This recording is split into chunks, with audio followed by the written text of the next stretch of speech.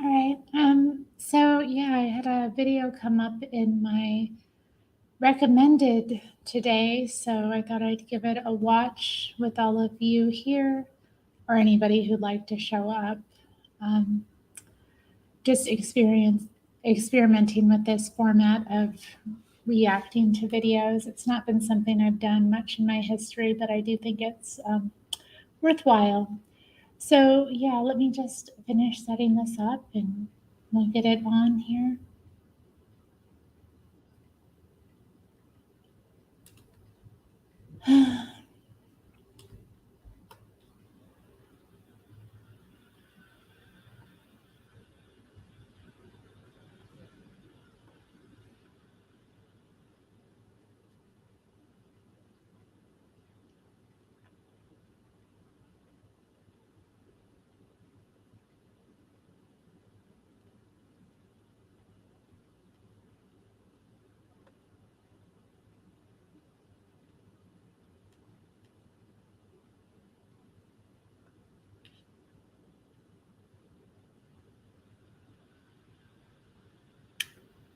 All right, so the name of this user is the Ugly Duckling, which is an interesting name, I think. Um, yeah, let's see what she has to say. Hi, all. This is Paul, but I really don't know what to call myself anymore. This video is about regretting transitioning. So, I was born a girl. My birth name is Andrea, and I had a fucked up childhood. My dad sexually abused and raped me over for years. Oh man. Ever since kindergarten, I remember, but I also have flashbacks from being a baby and his sperm, and I totally dislike sperm. It's like the grossest thing on the Oh world for man. me because I'm so triggered by it. My mom didn't help me. I guess she also had a fucked up childhood. Her dad tried to kill her mother while she was sleeping at night. He um, pushed a nail big like this in her head to kill her, and she survived. Fortunately, my mother survived,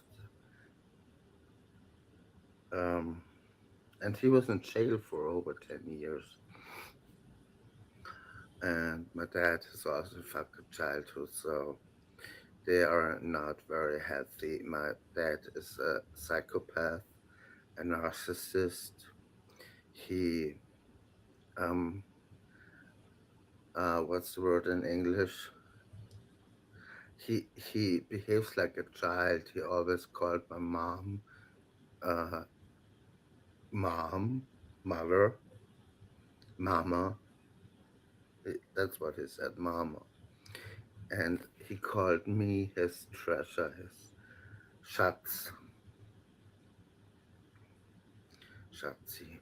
Like totally fucked up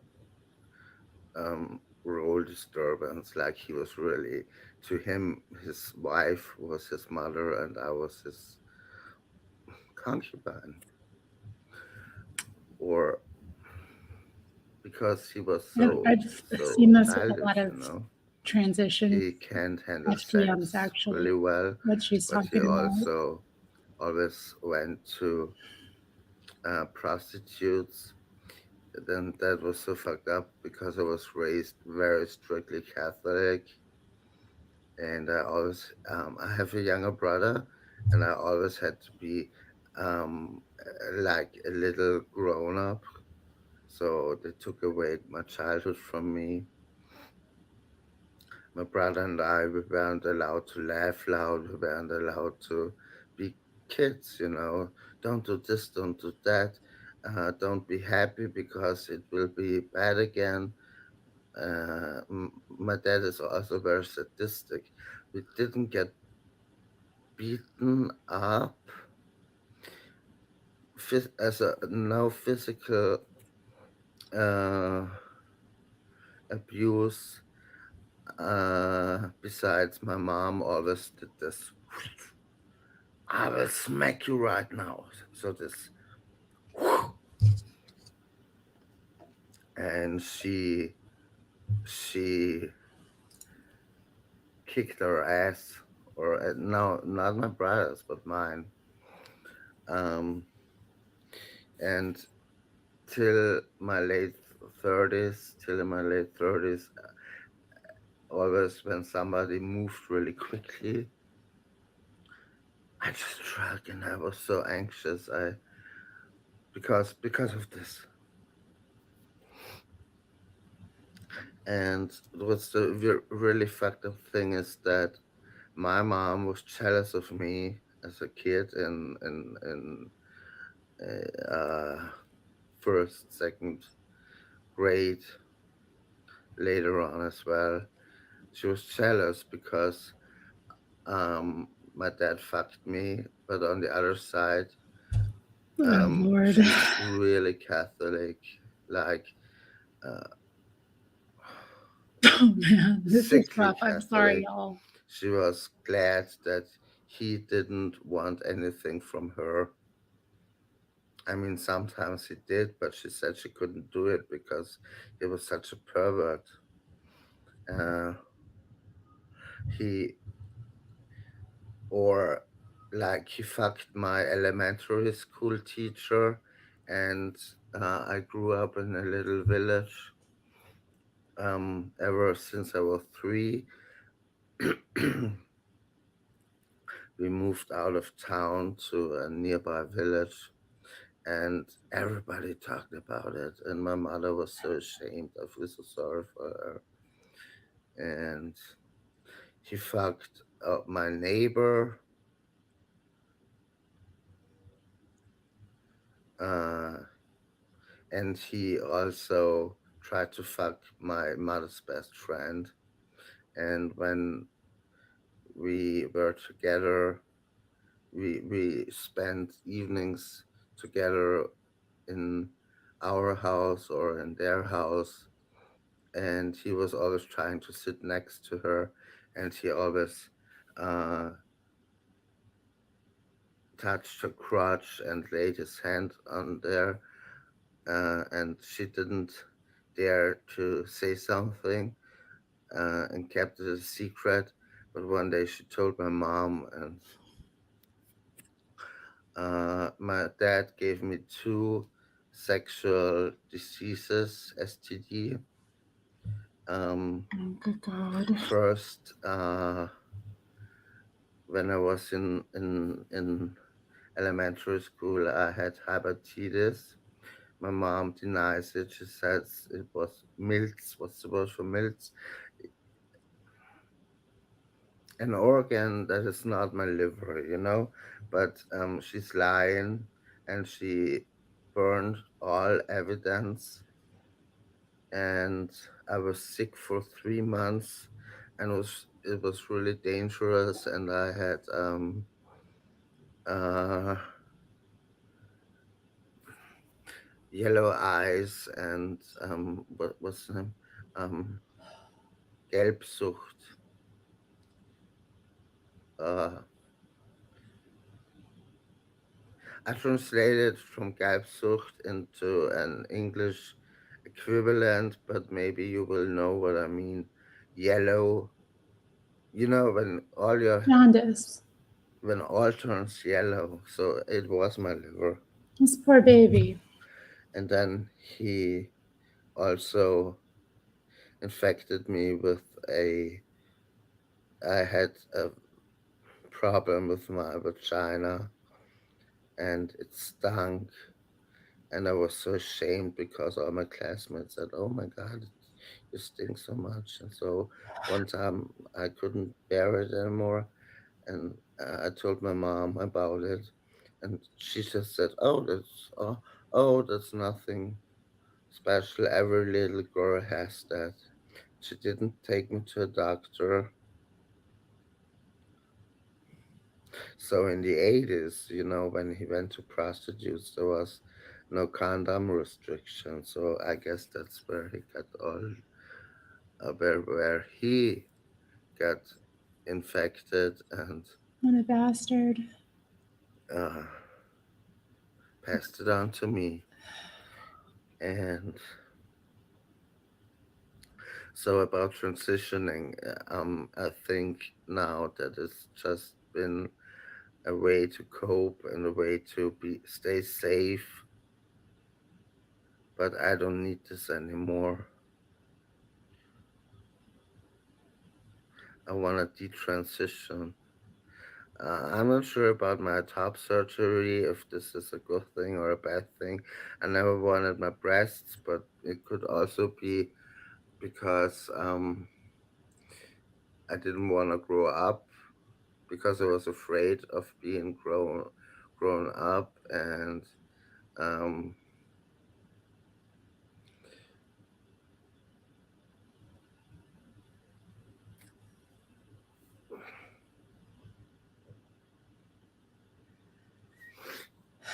I was afraid of grown up lesbian sex. Maybe my top surgery was just to stay childish. I don't know. But right now, I feel safe without boobs, and but I don't know if I will ever, when I lose weight, if I and change my appearance. I wanna let my hair grow out and dye blonde again and shave and wear my old uh, clothes that don't fit me anymore. I don't know if any lesbian out there would consider falling in love with me. I don't know. That's not usually I'm how really falling in fucked love up. works. But I have a good therapist and she helps me, and I'm back on meds because I went off all my medication because I had a good time. I was really uh, uh, stable, but that wasn't a good idea. I totally freaked out. I went to uh, mental institution 3 times within a month. So I'm back on track now, at least. So that's it. If you have any questions, please put them in the comment section or DM me. Uh, I will make another follow up video to this because I think I have uh, not said as much as I wanted to, but I'm already at 12 minutes, and I also forgot about many things. So, uh, if you want to see how I look like a girl, watch my watch the video that I made before this. It's a YouTube video. I downloaded it and uploaded it here on TikTok, so you can see how I look like. So have a great day. Stay safe. Stay strong. But it's okay to be weak sometimes. But if you're weak, get help. I know I need help, and I get it, fortunately. Okay, so I love you. Bye. I was not expecting all that. Like, that was a lot of truth that just came out. I'm kind of, wow. I don't even know how to respond. I mean, other than this has been a very common pattern I've noticed with female transitioners that I've, met. A lot of them having been victims of incest, particularly from their fathers. And that's just such an extreme violation, of what a father is meant to be and the ripple effect it has, like psychologically, is so just fracturing to a person. It really is. So I'm not surprised that she got sucked into all this. And it's something, the fact that I've seen it repeated with like just people I have met who are female transitioners, you know,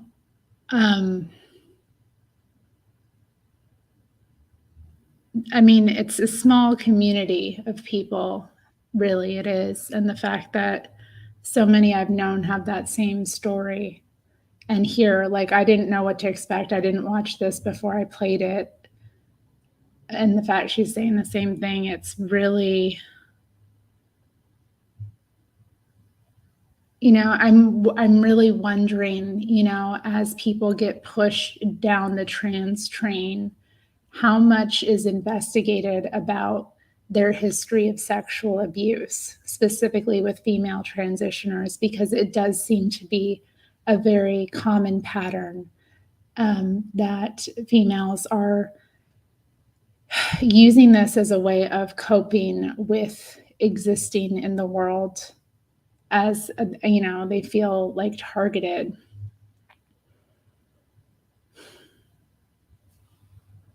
So yeah, you've been commenting. Thank you for watching this with me, everyone. So what a messed up mom. I mean, it's wild. I get, you know, I hear these stories all the time. Like, how do women not protect their babies? Like, how can you live with a man like that? Like, I don't understand it. Like, it's just that they're messed up too. I mean, she seems to be very, you know, talk about the fact that her mother came from an abusive background as well. But it's just like, how do you not protect your baby? I just don't understand it. And father sounds like a very, she said psychopath. I mean, that sounds pretty accurate. It's sexual. He sounds like a sex addict as well. Like, just all of the things she mentioned, the fact that he had like no boundaries, went after the mother's best friend, her elementary teacher. They had to move towns because of father's sexual behavior. Like, this stuff, this cultural phenomenon is not created in a vacuum, you know. And I think, you know, because of the experiences I've had and the people I've met and what I've seen in my life, when I do meet like a female transitioner, like in the back of my mind, I'm always like thinking, what happened? Like, what went wrong here? What is wrong with this girl? You know, what happened to her? And I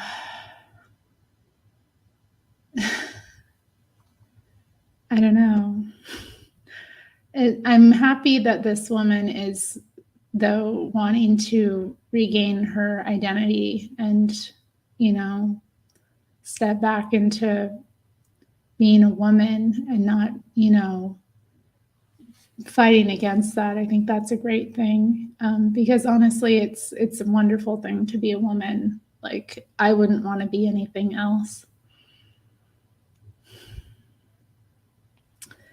Juvenile Lumbera, welcome. I haven't seen you before, but hi. So you just watched this video. Well, you know, she said she was going to do a follow-up video, so I'm going to go to her channel and see if there is another follow-up video. Okay, let's see. She does have, let's see, videos about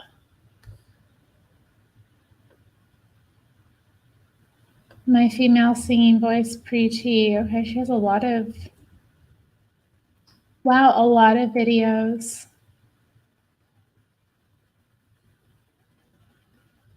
Looks like she's working on herself quite a bit. Okay, yeah, so there is a follow-up video. So I think we should watch that too. Get that set up here for us. Okay, well, if anybody's just joining, trigger warning, this may be difficult because the last one sure was. But we're going to get through it because we're all adults here and we're strong, aren't we? Okay, so Okay, so this is part two of my journey through life, and it starts with age 13.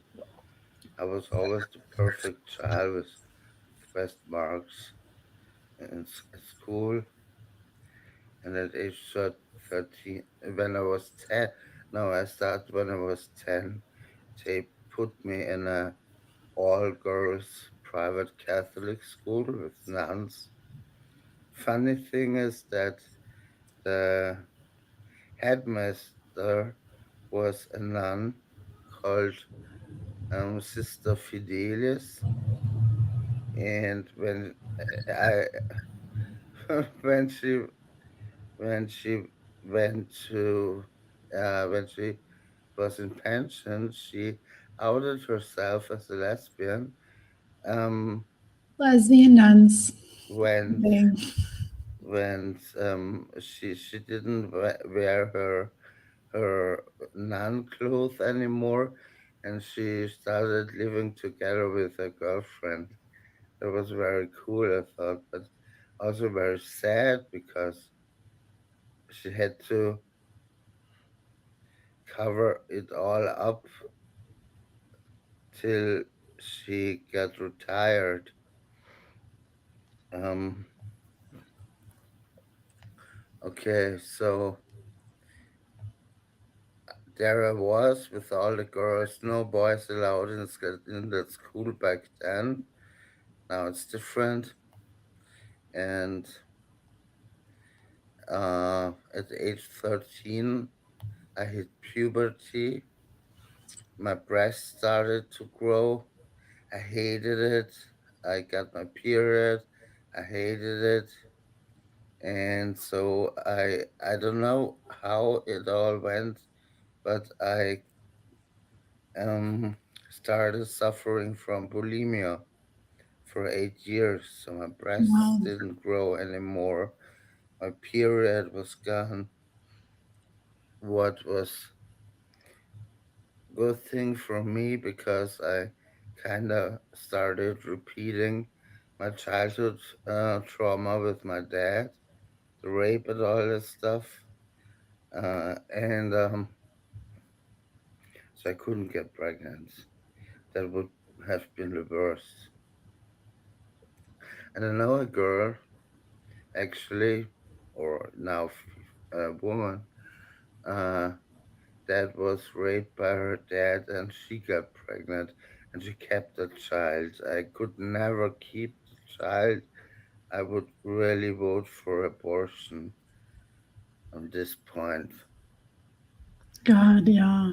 Anyway, so I started Yes. uh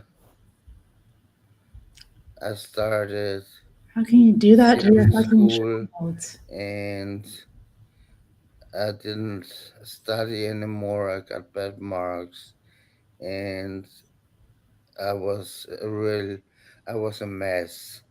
And my biology teacher, she was the one who helped me a lot by just listening. But by that time, I have forgotten almost everything from my childhood. Same as my brother. He just, when he was 10 or 11, he just told me so casually, you know what? I wanna kill myself, and I was so shocked. And before and after, he never talked about it anymore. So he is in a very sick, uh,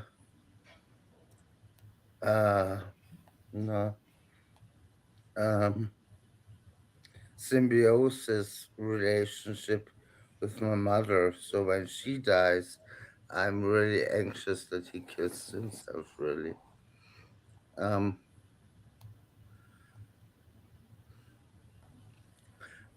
so I got bulimia. I started taking pills out of my parents' meds uh, stuff, and I also went to a pharmacy once and was asking if I could buy this testosterone. And I talked to my best friend back then, who turned out to be a lesbian. Also, I talked to her about um, surgery, and I don't even remember why I knew about all this stuff. But I couldn't just buy testosterone, so I was a real mess, and I did terrible things. Not terrible, but I was um, yeah, eventually uh, committed to the mental institution board for kids and children, and altogether I spent there 2 years, and I didn't went to school. Yeah, because Schwester Fidelis, she said, either you're going to therapy or you have to leave. And I was like, okay, then I'll leave. I wasn't ready for therapy back then, but I had a good therapist at the mental institution, but I couldn't handle anything.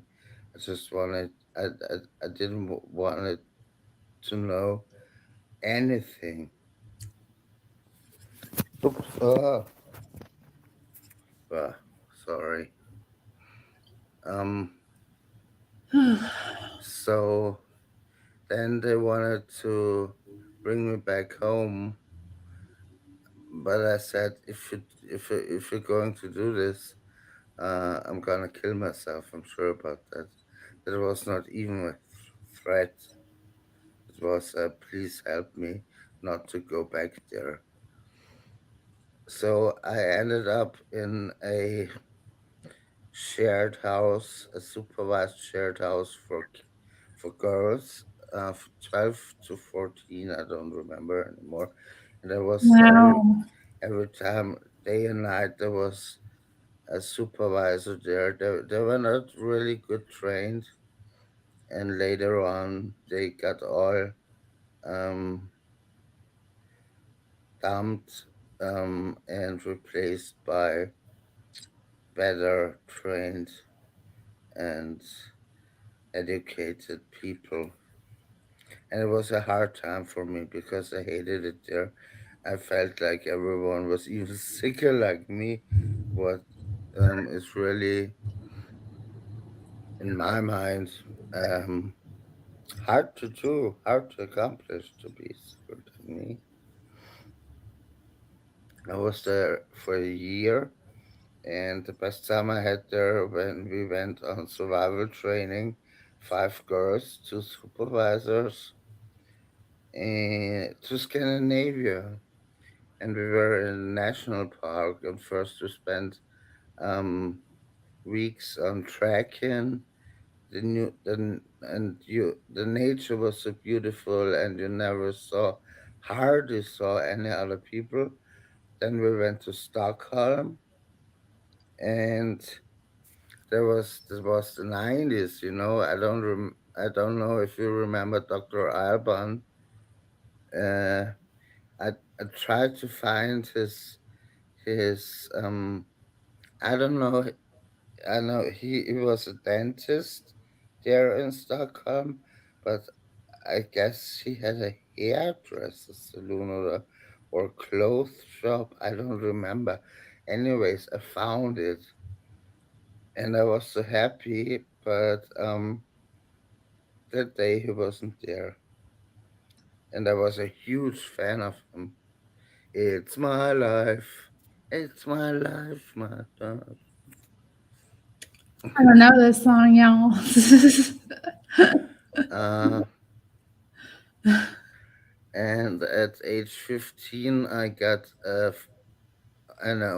my first own apartment from uh, that supervised girl's house. I stayed there for a year. Then I was 16, and then I decided to 15 on really her own. work on a career. So I had to go back home to my parents, which were divorced back then. Uh, and it was horrifying because they're so sick, you know. I told you about it in the first video, in the detransition video. But um, I started evenings classes and made my degree, and then I started studying political sciences, and I have a bachelor in it. But I always was not, not always, but now and then I couldn't handle it anymore, and then I landed up in locked psych ward. So it was a tough time, and I did study in Germany, not physically, but uh, it was an online school or far distance university. I don't know how you call it. Uh, but after my my bachelor, after I got my bachelor's degree, and actually I wrote it on my laptop in the locked up ward where you have no internet, you are not allowed to use the cable for the laptop because you could hang yourself. So it was kind of, and I couldn't find any resources online. I didn't have my books with me. So I hardly passed, but at least I passed. Oh, Please get but degrees. I don't know what else to tell. Oh, I got a new prescription yesterday from a psychiatrist. It's called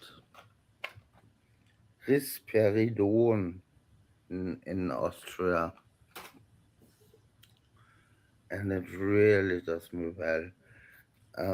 My mood is better. I don't feel so depressed anymore, and it blocks the dopamine. Uh, you know where the dopamine comes. It blocks that so that when I drink, I don't feel drunk. So that's the best help I can have because then why should I drink when I don't feel anything different? You know? Wow. Okay. Yeah,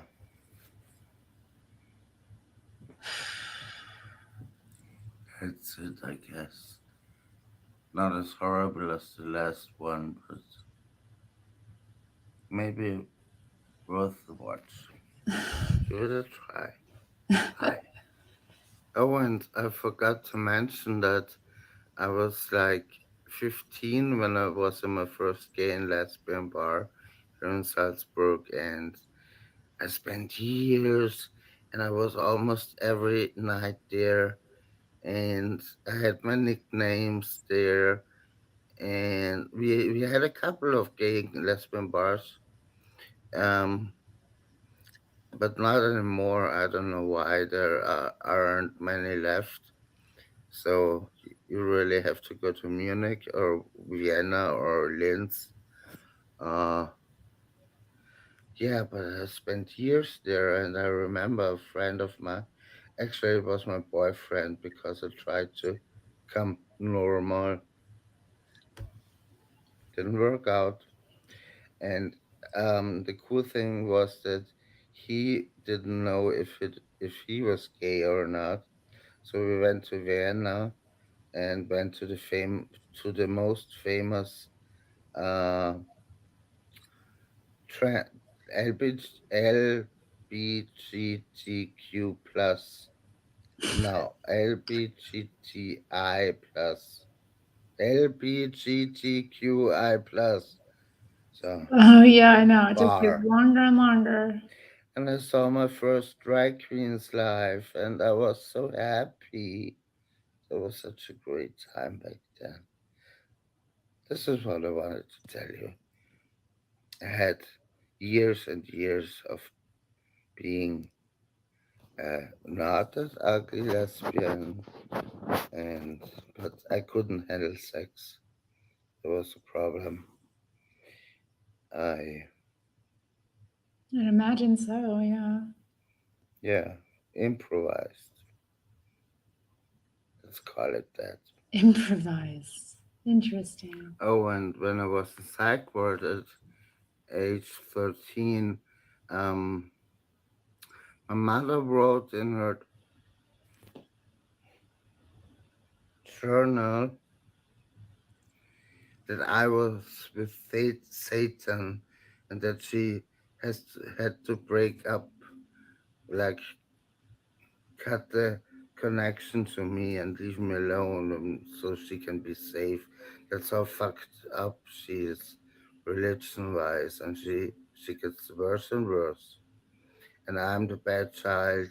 I'm transgender or a tomboy because I was a twin, and my brother died um,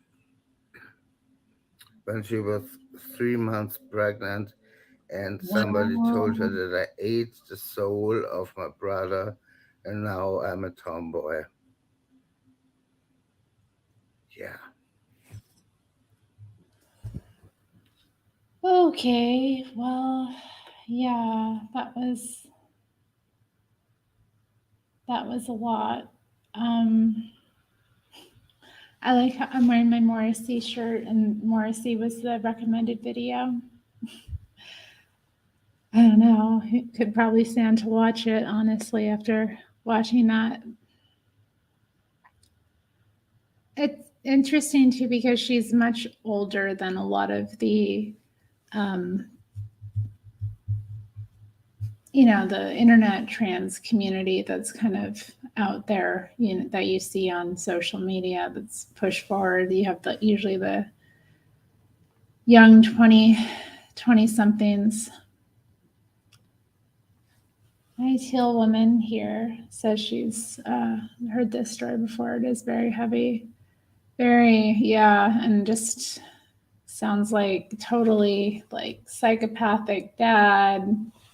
Mother is off her head as well. Just, I mean, what she said though, it's like it really mirrors a lot of FTMs I've known who've were put into psych very early, lived in group homes, had experienced incest. It's like it's kind of shocking to me, honestly, like just listening to it. And I'm like, in my head, I'm like, oh, that's like this person I know. And oh, it's like this person I know. And oh, it's like all these other people I know. It's just like, and then she's, I don't know, like, I don't know if it's brave to put that stuff out there. Or she seems to be on a journey trying to like put herself back together with her channel and like sharing her ups and downs. And I just pray that she recovers as best she can because she's been through it. Um, but it's amazing to me that when you scratch the surface and you like look at what's underneath this phenomena, so often it's down to like really severe trauma, obviously, and usually sexual trauma.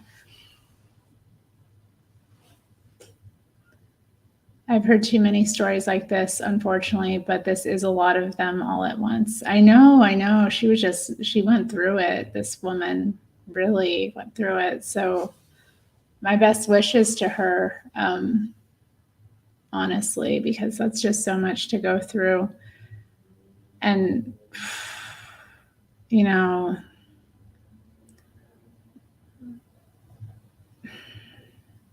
it's hard, man. It's hard. This real as reality is real out here, and there is real evil in the world, and there are bad people doing bad things to children. People,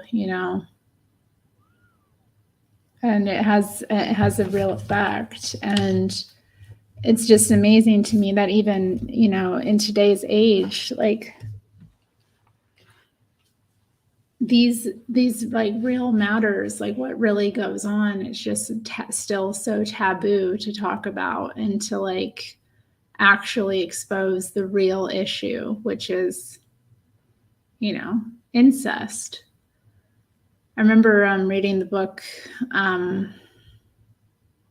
think it was The Sexual Liberals and the Attack on Feminism. It's like what is the word? It's a collection of different writings from different feminist authors.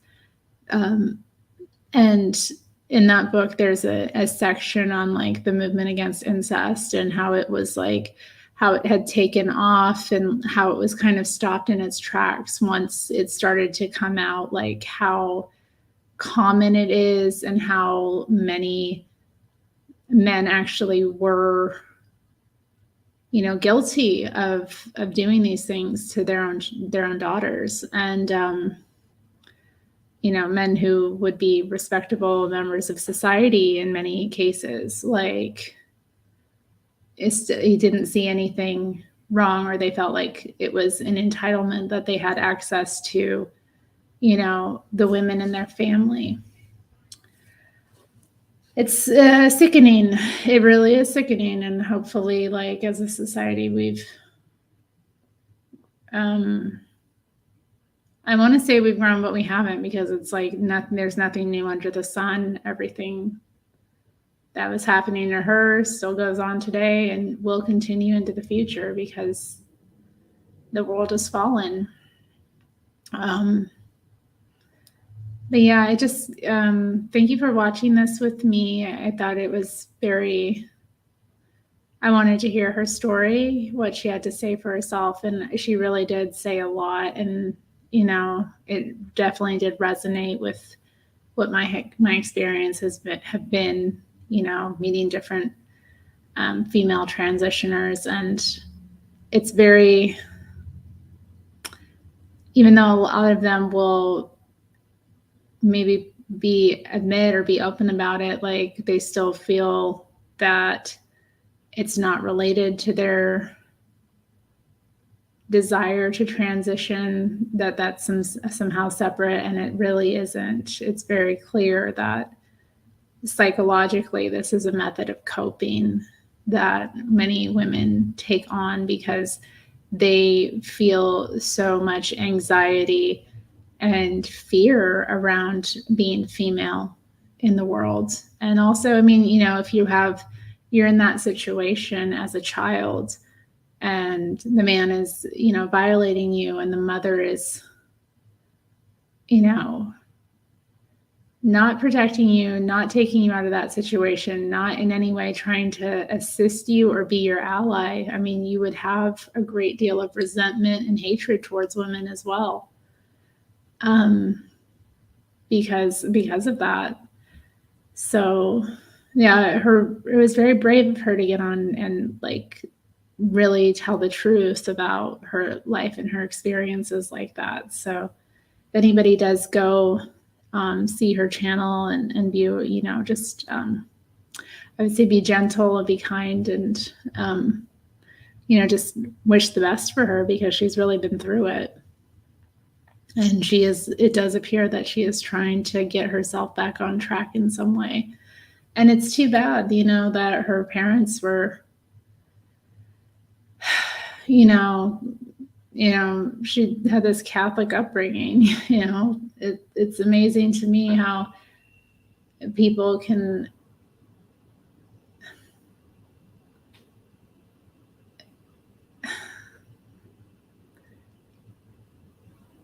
some people, for them, like it's they really are superstitious more than they are, I don't know, religious, or they don't really have any connection to reality and with what a genuine connection with God is about.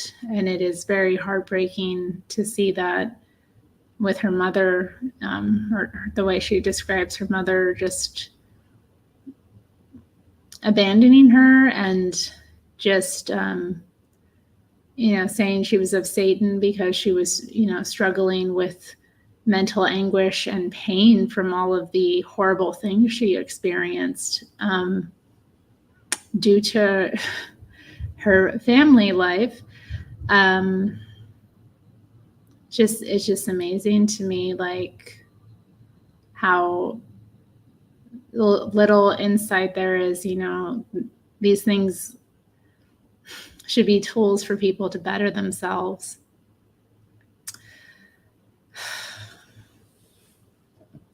Hello, Patrona Inez, Sister Inez. Yeah, I think that is a lot of it with. I think that is a lot of it with these people. Yeah, that you think that in some way it's like, Exolanzic, shout out to her channel. She talks about this like it's a religion. And in so many ways it is, because the belief systems are so metaphysical. The belief systems that go into accepting the idea of transition are so supernatural. They don't make any real, they're not following the logic of like real lived reality. It's all about your belief. And it's this belief that, okay, if I go through enough of these rituals and initiations and consecrations, of transness, that, one day I will emerge as my authentic self. And it's, you are made at birth. You were given, the genetic materials, and yeah, you can work to a certain degree on what you have and do certain things to it, but it can only go so far. You were made female.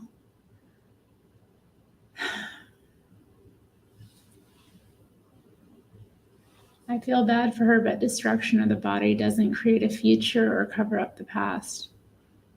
No, it doesn't. But that's the thing. And I was talking with a male friend recently who I hadn't spoken to a while, and he had told me that he just instinctively has this, I don't know, I don't remember exactly how he described it, but I totally understood what he said. Like when he sees like the female transitioners, he has this feeling of like, just, he knows instinctively, like, this is a mentally ill woman who has, harmed herself.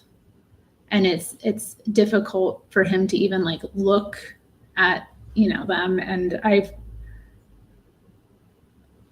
I totally understand that, like what he was saying. And I totally, I got that, because I have a similar reaction sometimes, and in this current culture, we're not, that's just the instinctive feeling, it's not anything against that person, because it's like, it's this weird feeling of like fear and pity almost, because it's like, what happened here? It's just, the mind is like racing to figure out what has happened here, that this person, this woman, has like gotten herself into this state.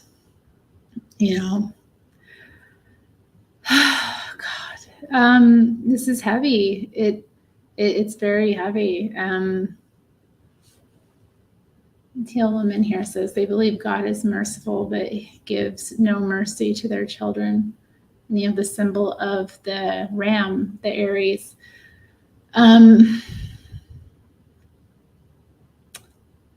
It's, I think, with her mother, she just sounds like a total mental case. I mean, to put it down there, any sort of like thing she believes about God, it's like she's just gonna like filter it through her messed up mind and use it as a way to justify her own like psychosis and evil. Honestly, a lot of people, there for them it's intellectual, and you really, people, they'll like read the Bible all day, they'll pray multiple times a day, they'll do all the things, right? But for them, their connection to God is intellectual. It isn't like a relationship.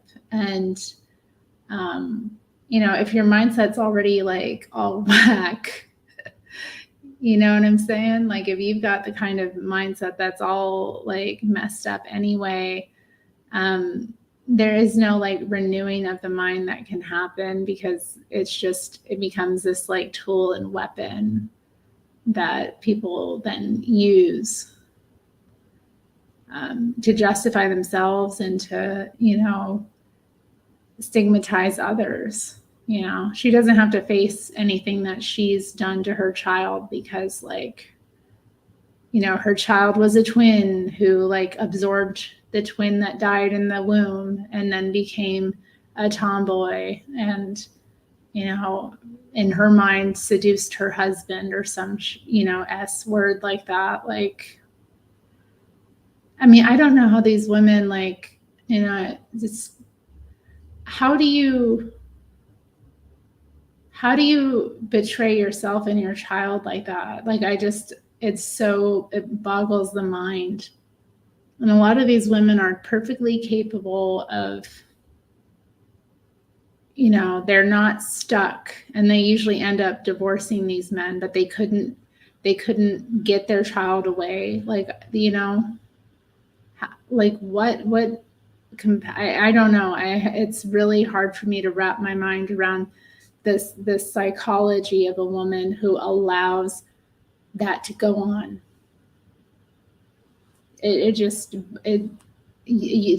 What is so broken? Like, how do you not protect your child?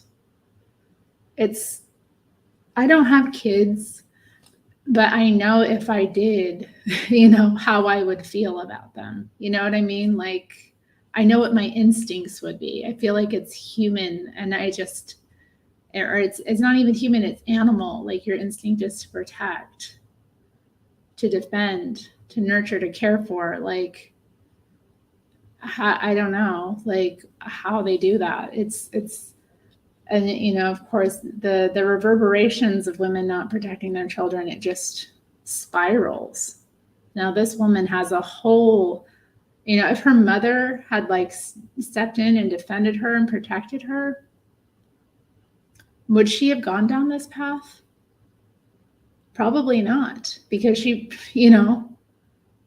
would have had, because the feminine in her life was so broken, her only recourse is to like escape. Obviously not, but I mean, she's also probably inheriting a lot of the mental disorders of her parents as well, because that stuff does go down the line as well.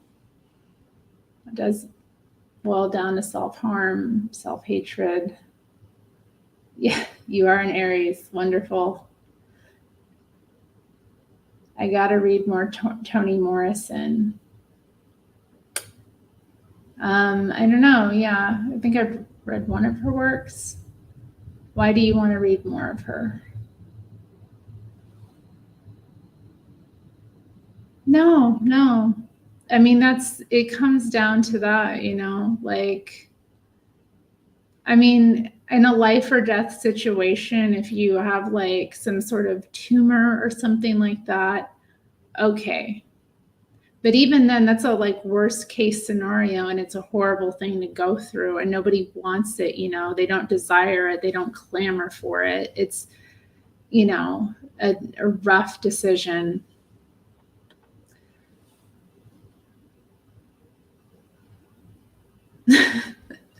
That's one way to put it. But it sounds like her family was, religious from the start.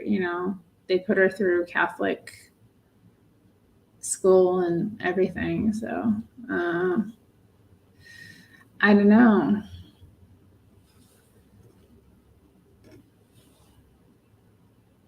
It's one of the many lies society tells us. No mothers would let harm come to their children. Sadly, many mothers are bad, unfit mothers. Yeah, I mean, that is true. That is true. And there's obviously, I've talked previously on this channel about the cult of motherhood and how mothers are venerated and worshipped. And at the end of the day, they're human beings, they're fallible, and some of them are straight up evil. Sometimes a mother's love is the worst thing imaginable. Okay. Sometimes a mother's love is no different than hatred, and they pass that on to their child. And, they put a whole lot of hell and evil on their children. So, and that's obviously not every mother out there, not all moms, hashtag not all moms, but it is a real phenomena. A lot of women just, it's not a given that because a woman, has a daughter or a son, has a child in her care, that she's going to love that child, or that she's going to do her best for that child. A lot of women, and I think about it too with a lot of women, they just don't have any self-regard in the first place. So if you don't have any regard for yourself, number one, how are you going to have any regard for anyone else, your children? You're not, if you can't even hold yourself in some level of protection, because this woman, I have no doubt her husband was the way he was the moment she met him. And yet she still chose to marry him and bear his children multiple times. And she stayed with him through all of his nonsense. So this is a woman who clearly has no regard for her own self, her own body, her own safety. So why would she in any sense be able to, or have the strength in her to, if she has no spirit to fight for herself, how is she going to fight for her child? And that's really the sad thing. It's there's so many broken people with no spirit and no regard for themselves that are having kids. And, it's a miserable situation for those children. Xander is leaving us. Goodbye, Xander. Thanks for contributing. I mean, you don't have to finish a book, you know what I mean? If the book has taken a turn you don't want to go down, it's okay to stop reading. A lot of the times, people are like, I've got to finish this book. And you don't. Do you finish every show or movie you start watching? Or YouTube video even? If you aren't liking it, drop it and go read something else. Life's too short. You don't have to force yourself to go through the bad stuff.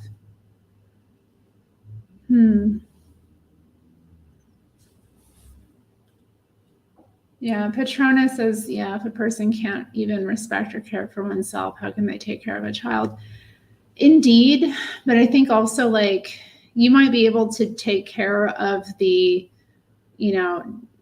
basic needs and functions. You may be able to put meals on the table and make sure they have this, that, or the other they need. But providing an environment that is conducive and safe psychologically, physically, spiritually, you probably don't have it in it to give, because so many people have no self-regard, but they're still able to meet their responsibilities and go to work and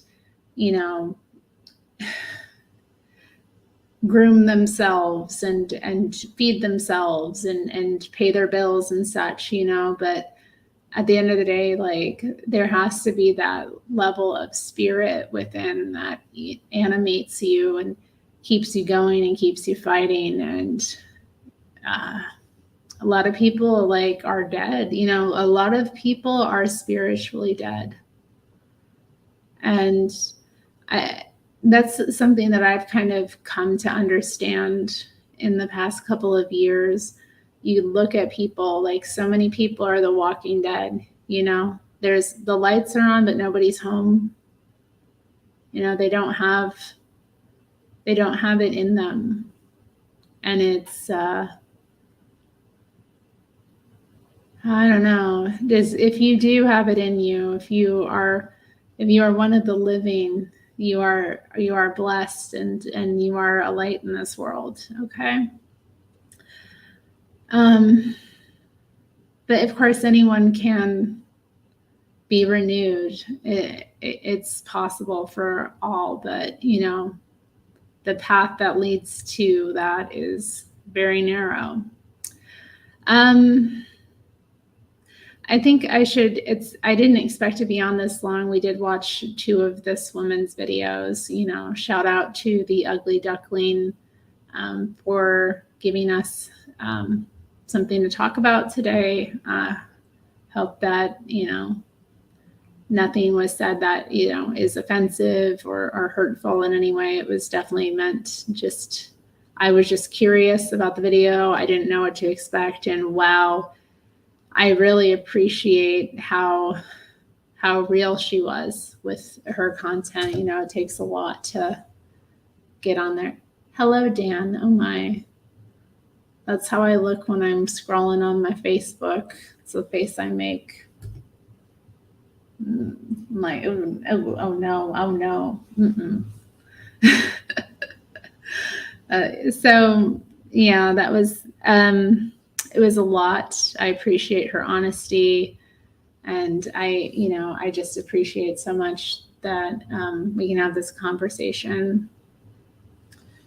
Patrona Inez, just recently discovered your channel after coming across your interview with Caleb. Oh, really? That's nice. Yeah, I have appreciated. We've done some collaboration this year. It's been awesome. It's nice because he's been a contact of mine, for so many years, like a friend. And the fact that we've stayed in contact and supported each other, it's wonderful. So I've been nice to collab with him. Well, thank you. I feel like I hold back in my videos, so I'm glad that you think that they're rich in spirituality and that I do kind of try to hold back. I don't want to get up here and Bible thump, or that kind of thing. I want people to understand, because it's not about intellectually understanding the word. It's about getting the feeling of the message and absorbing that and taking into yourself the renewal that comes from it. And it's wonderful.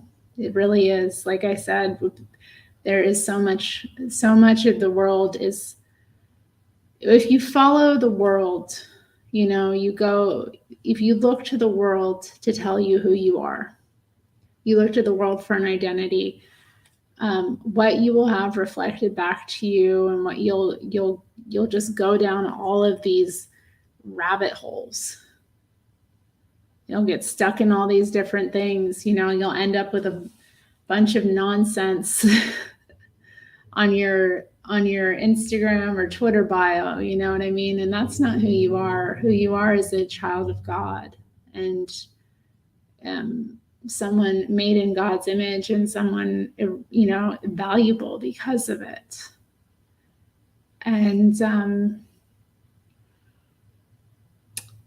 yeah, I just, you know, for this woman, I just hope so much that she sees that in herself and she follows that light to its logical conclusion.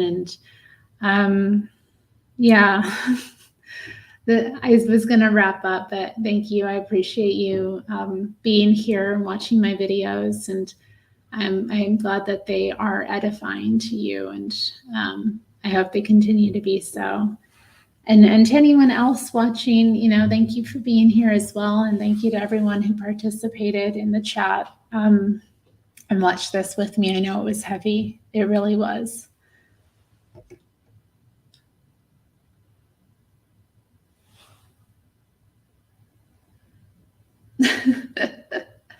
Yeah, yeah. Well, you know, how do I put this? You have to, you know, you have to be that way. Yeah.